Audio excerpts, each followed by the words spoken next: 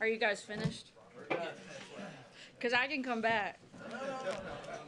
Or I can just pass and let you go. Is that either way? Good afternoon, guys.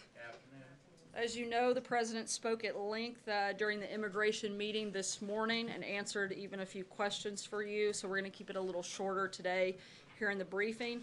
Let me start by saying congratulations to the University of Alabama Crimson Tide, who won the college football national championship last night.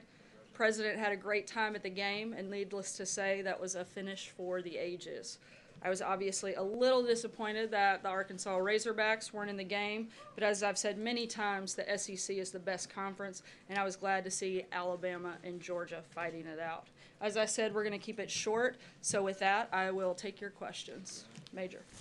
Can you help us clarify, when the Democrats came out, they applauded the President for organizing the meeting, but said it was their understanding this would be a two-phase process, DACA first, and then other elements that you outlined in your statement second, and that they perceived January 19th, not March 5th, as the deadline for action. Can you explain the President's interpretation of the meeting and that assessment of the Congressional Democrats? Right. The President just concluded what we felt was a very successful and productive bipartisan and bicameral meeting on immigration reform. During the closed-door session, the leadership agreed to negotiate and narrow the focus to 4 issues: border security, chain migration, visa lottery, and DACA. They all agreed that those 4 things would be part of the negotiation, and beyond that, then they could move into additional scope. But at this point, those are the 4 things on the table and the 4 things that we anticipate that they'll be negotiating. Those 4 things are phase 1 from the President's perspective. Correct. And are they tied to January 19th or March 5th? We haven't outlined the date, and I'm certainly not going to negotiate what that date looks like from the podium. That's something that we're going to work with Congress on. But those are the 4 areas that they all agreed at the conclusion of the meeting to narrow the scope and the focus to. John? How confident are you that those 4 things will remain part of phase 1 of this process? Senator Dianne Feinstein posited the idea of doing a clean DACA bill, which the President at first seemed to embrace before only if you look at what the President's definition of a clean DACA bill is, and within that bill, he thinks that you have to include not just fixing DACA, but closing the loopholes and making sure we have a solution on that front, so we don't create a problem and find ourselves right back where we started in 1, 2, 3 years later. Which is clearly different than her perspective on a clean DACA bill, because she clearly stated that she thinks they should do a clean DACA bill, just handle the dreamers, and then handle border security as part of comprehensive immigration reform. So is the President setting himself up here for a battle where the Democrats are going to say, no, let's just do DACA, and he's on the other side, and then there's no coming together? I think the President is setting himself up to achieve what everybody in that room agreed they wanted to see happen, and that is a deal on DACA, a deal on border security, talking about chain migration and visa lottery. That's where we are in this process. Those are the 4 principles. Matthew? Thanks. There are 2 quick questions, if I may. The Democrats said after the meeting that they support border security measures, and that their understanding is that the President uses the term wall and border security interchangeably. Is that true? We certainly believe that the wall is part of border security. That's one component of it. We firmly, again, believe that border security has to be part of this negotiation and part of this deal. And then just very quickly, is there any update from the White House on the process of deciding if, and if so, how bump stocks should be regulated? That's something we haven't touched on in a while. Yeah, I know that was something that the ATF was doing a full review on, and we anticipate the results of that to come back, and we'll certainly make a decision once that's been done, but the Department of Justice asked that that take place. Blake? Sarah, thank you. During that meeting, the President also talked about earmarks, saying essentially it could lower the hostility here in D.C. and lead to both sides coming together, but is he not concerned also that it could also lead to runaway spending?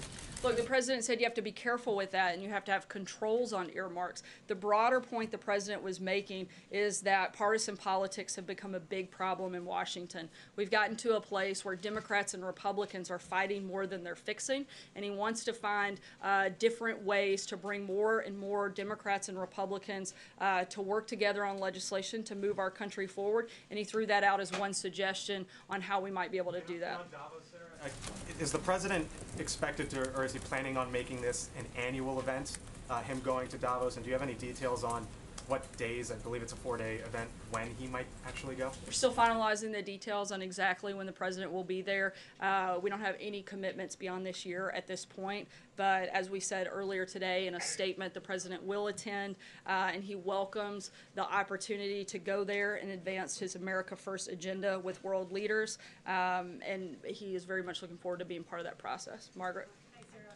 My question, not shockingly, is also on Davos.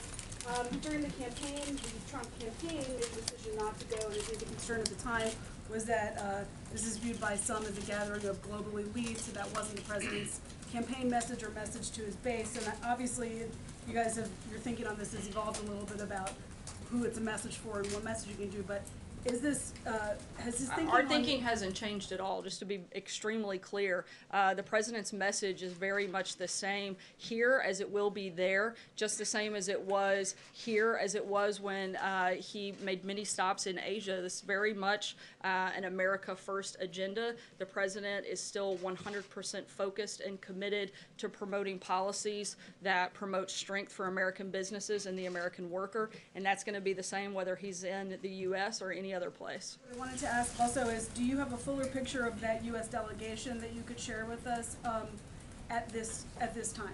We're finalizing the details, but you can expect that a number of senior members of the cabinet and administration will be part of this event. Some will stay for a more extended period of time than the president.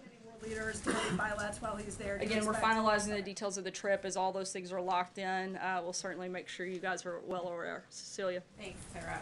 Ivanka Trump praised on Twitter Oprah pretty effusively. She said, "Let's all come together, women and men, say time's up."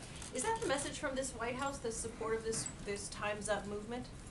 Look, I think the message from the White House is obviously that everyone should come together. I think you saw a great example of the president's focus on that and his leadership in that effort by bringing Democrats and Republicans together to talk about a very contentious issue, one that's gone on for years. The debate has never ended in real solutions. We are trying to move that forward, whether it's on immigration or a number of other issues.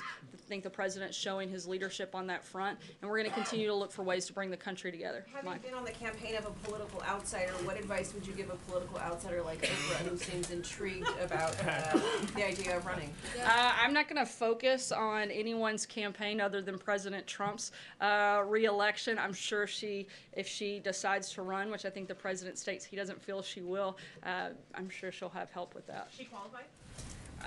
Look, I disagree very much on her policies. Is she a successful individual? Absolutely. But in terms of where she stands on a number of positions, I would find a lot of problems with that. But that'd be something she would have to determine and lay out if she made a decision to run and what that campaign would look like. Michael?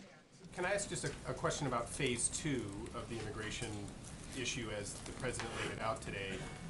So once you get past the DACA debate and some of these other issues, Senator Lindsey Graham seemed to lay on the table the idea of something that Senator Graham supports, which is a comprehensive plan that would include a path to citizenship for all 11 or 12 million, however many you count them, people that are illegally in this country. And the president seemed to respond, let's do it, let's go for it, something along those lines. So are we to then take away that the president is firmly committed to a path to citizenship, to trying to get to a path to citizenship for all 11 million illegal immigrants in the country once phase 2 comes? Right now, our focus is on the 4 things that I laid out. That's where our negotiation is, and that's phase 1.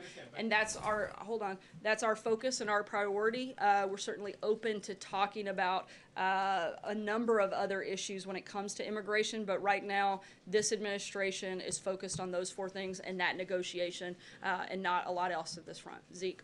Thanks, sir. Chief, for you real quick. Overnight, news came out that the North Koreans will be sending a delegation to the Olympics in South Korea. The White House have any response to that, and will have any impact on American participation in the games? Firstly, and then secondly, just comment on Sheriff Joe Arpaio. Let me start with the first thing. In terms of, it doesn't affect the U.S. participation in the Olympics. The North Korean participation is an opportunity for the regime to see the value of ending its international isolation by denuclearizing. We hope that we can continue to move forward on that front, but certainly doesn't affect our participation. And do you anticipate announcing a delegation soon? Yes, we do, and that'll happen probably in the coming days, and we'll make sure again we keep all of you guys certainly in the loop. Representative Joe Arpaio running for the Senate. President obviously pardoned him. Was the White House supportive of his candidacy? Does the president plan to campaign for him? As you know, I can't comment on the specifics of any election, voicing support for a candidate in a race like that. Does the president believe it's appropriate for somebody who's been pardoned for a crime to run for? I'm not going to weigh into the details of that race or make comments on something that would affect that front. Stephen. Thanks, Sarah. Just to take another stab at Michael's question, can you help us understand the term as the president used it? What does comprehensive immigration reform mean to this White House?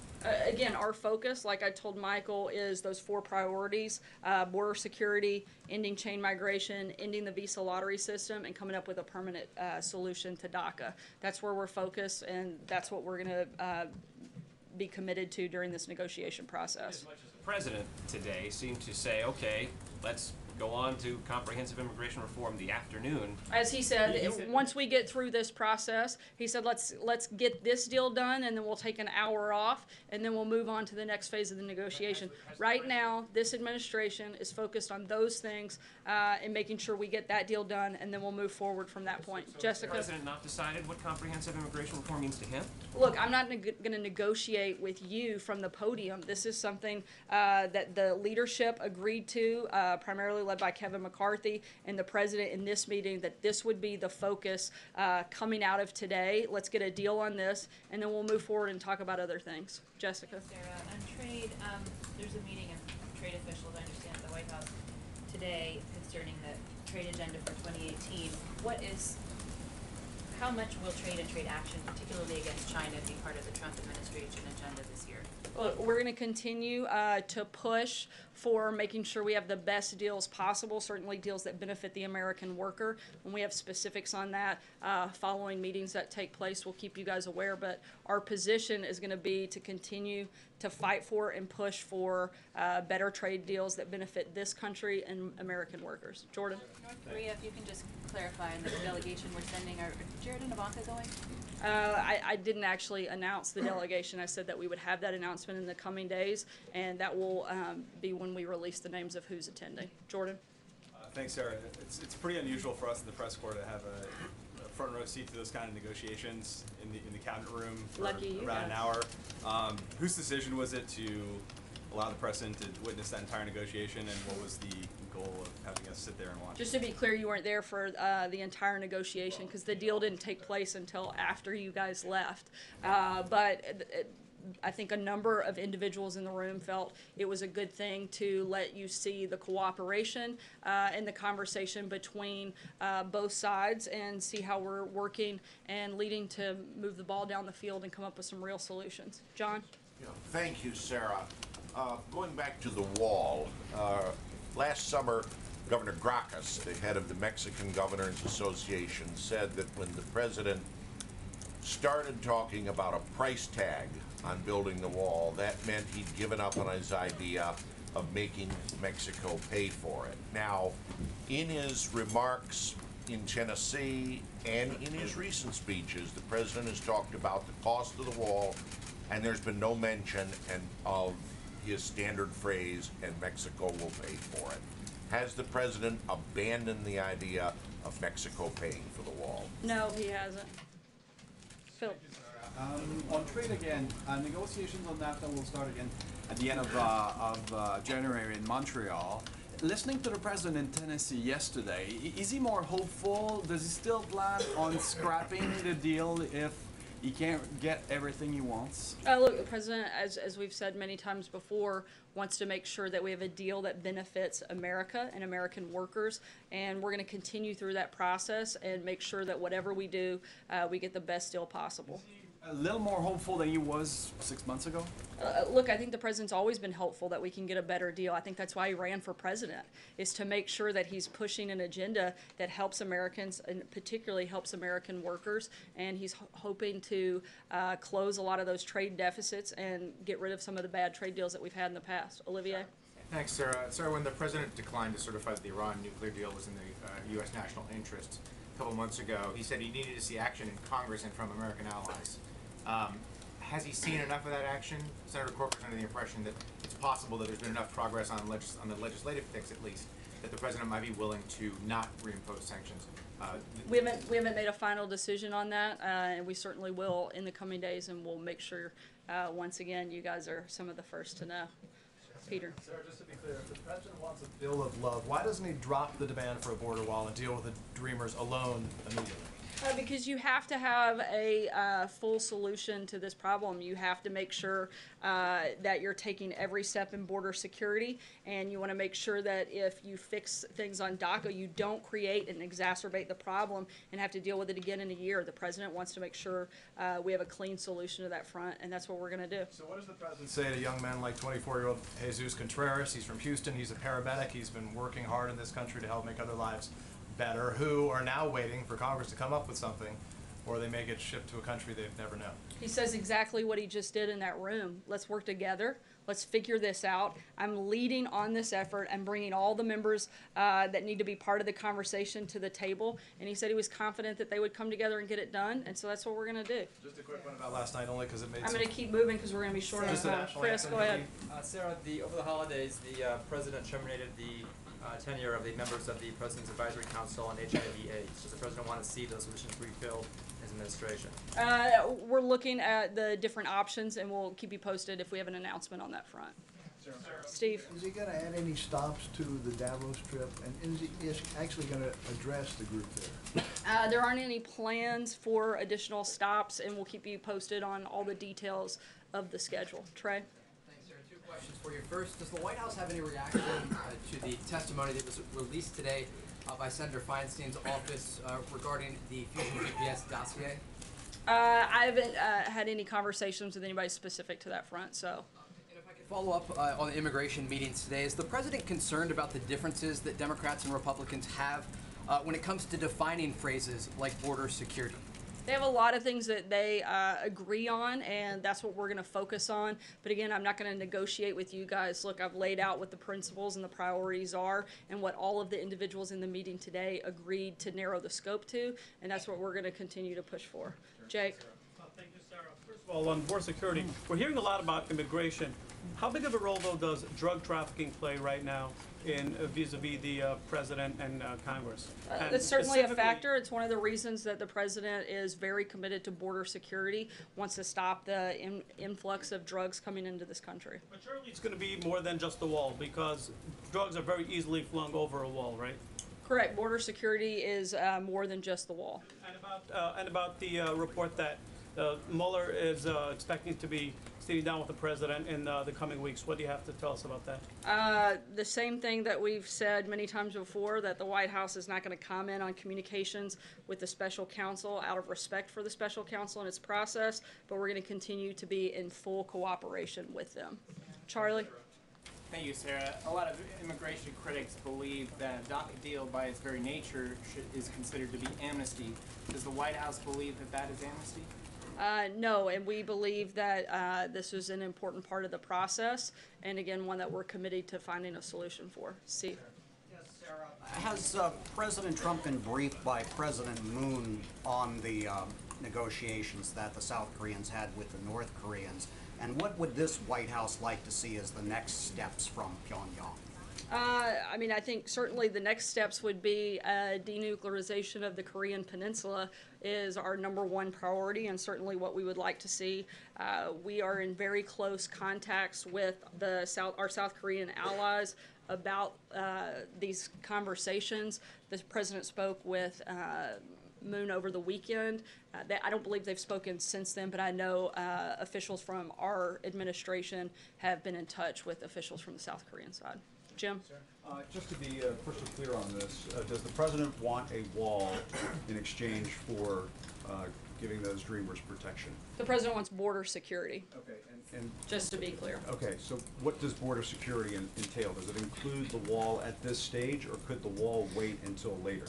The wall is one of the pieces, as well as technology and a number of other things that have been laid out by the Department of Homeland Security. I believe that Secretary Nielsen spoke about that pretty extensively at the meeting today. That portion was covered by you all during that time frame. The wall has to be part of a deal in order for these dreamers to have protection. Border security does have to be part of this process. I mean, there's a difference. Why we right? want to secure our border? I absolutely do, because the safety and security of the people of this country are the president's #1 responsibility and his #1 priority when it comes to anything that he does. So absolutely. But you understand how Andrew? the wall could be different than border security, Sarah. Border security can No, mean actually, I drones, don't, it could Jim. mean agents, it could mean more fencing. It doesn't necessarily mean a physical And that's part of the wall negotiation that we expect Congress to have. But you understand Democrats are saying that they may not be in favor of this kind of deal, that they're not If going to exchange Democrats a wall aren't in for favor of dreamers. protecting American citizens,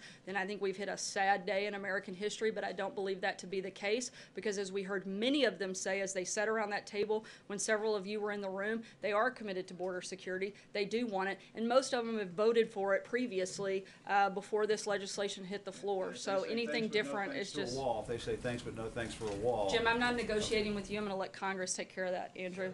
Thanks, Sarah. I just want to go back to the question of Davos. Can you tell us a little bit about how this decision perhaps came about and what influenced it? Was there any, excuse me, was there any parts of it taken into account Xi Jinping's appearance there last year, and he kind of to take center stage and step into a space that had been left open by the U.S.? No, I think it's about the president once again welcoming the opportunity to talk about the America First agenda, and that's what his plan is to do, and that's the main reason that he's going there, is to continue to promote and talk about that with the world leaders that will attend and some of the obviously leaders of the economy in this country. Yes. Sarah. Does the president have a fixed set of principles and priorities for comprehensive immigration reform, or does he believe that that's something he should be flexible on when it comes to that? Look, as I've said, I'm not going to negotiate with you guys. We're going to do that with Congress. We've laid out what we want right now, and we'll make announcements when we move beyond those 4 priorities that we've laid out. Take one last question. Sarah, the president said on Saturday that Robert Mueller's investigation makes our country look foolish, and he's expressed a similar sentiment a couple times before. But what does he mean specifically about making the country look foolish? I think when we waste the amount of time that we have on something like this, that's been very clear from the beginning that there is absolutely nothing to. If we want to look at places where there may be collusion, I think our administration has outlined where we think any special counsel should be focused, and it's certainly not on this president or the president's campaign. Thanks so much, guys. Can you take one on the national anthem, Sarah?